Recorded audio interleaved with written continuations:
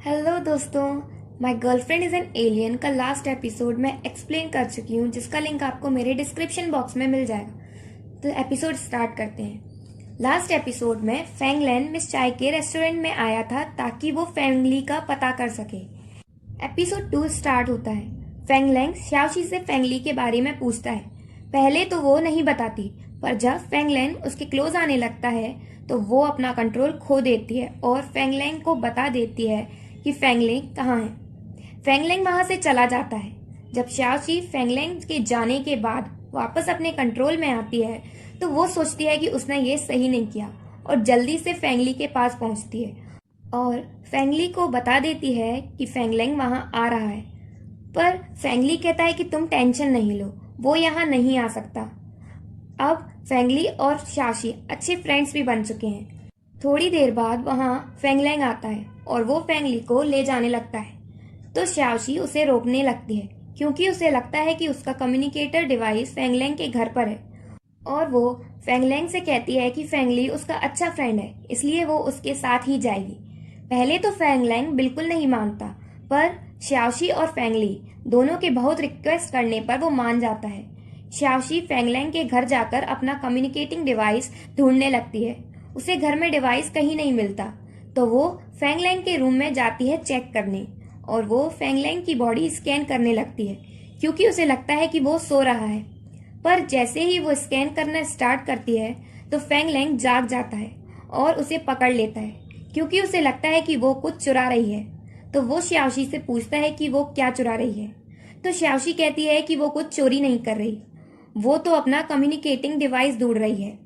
पर फेंगलेंग को लगता है कि वो झूठ बोल रही है।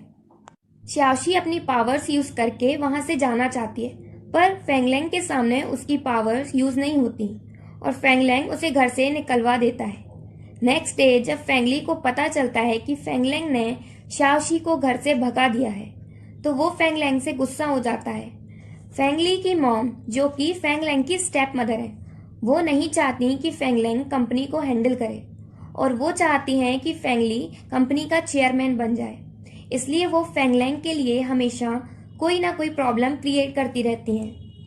तो फेंगलेंग की मॉम का भाई उसे बताता है कि फेंगलेंग को भूलने की बीमारी है।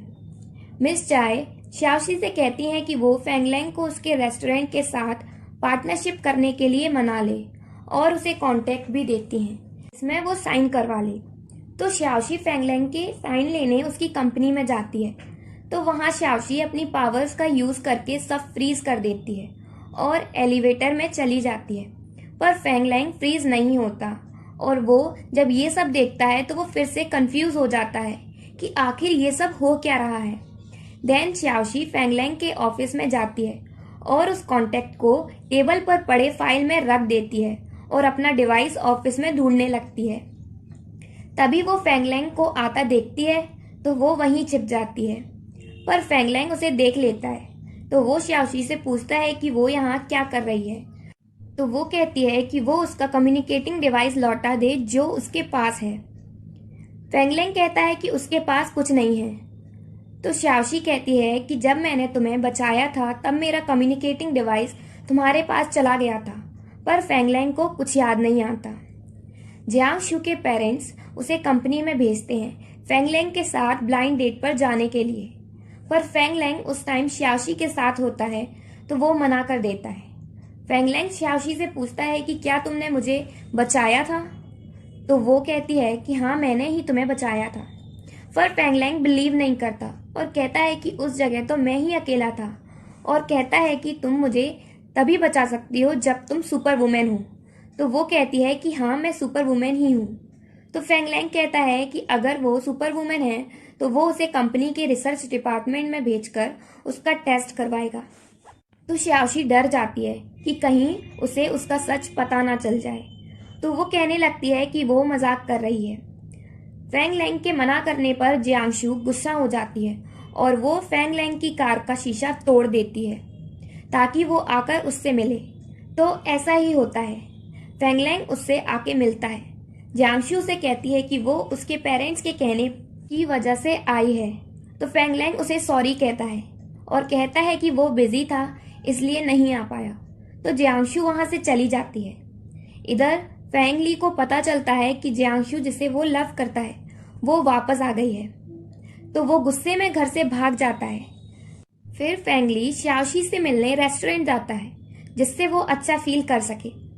फेंग ली नशे में शाओशी को जियांगशु समझता है और उसका हाथ पकड़ लेता है, जिससे शाओशी की सेफ्टी स्किन निकल जाती है और जिससे उसका फ्रोजन सिस्टम ऑन हो जाता है, जिससे उसे बहुत ठंड लगने लगती है।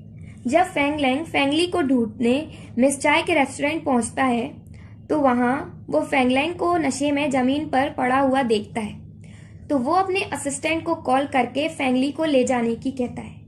फिर वो शाओशी के रूम में जाता है तो वो रूम में सामान इधर उधर पड़ा देखता है और शाओशी को कांपते हुए देखता है, तो वो उसके पास जाता है और उसे हॉस्पिटल ले जाने की बात करता है, पर वो मना कर देती है क्योंकि अगर वो हॉस्पिटल गई तो सबको पता चल जाएगा कि वो एलियन है। फेंगलैंग की बॉडी में शाओशी का कम्युनिकेटिंग डिवाइस होने की वजह से फेंगलैंग की बॉडी गर्म होने लगती है, तो शाओशी उसे हक कर लेती है और किस भी करती है, और यही एपिसोड 2 एंड होता है। अगर आपको वीडियो अच्छी लगी हो तो वीडियो को लाइक कीजिए, मेरे चैनल को सब्सक्राइब कीजिए, साथ साथ बेल आइकन को भी प्रेस कर दीजिए जिससे आप आने वाले ड्रामास की वीडियोस की नोटिफिकेशन मिस ना करें।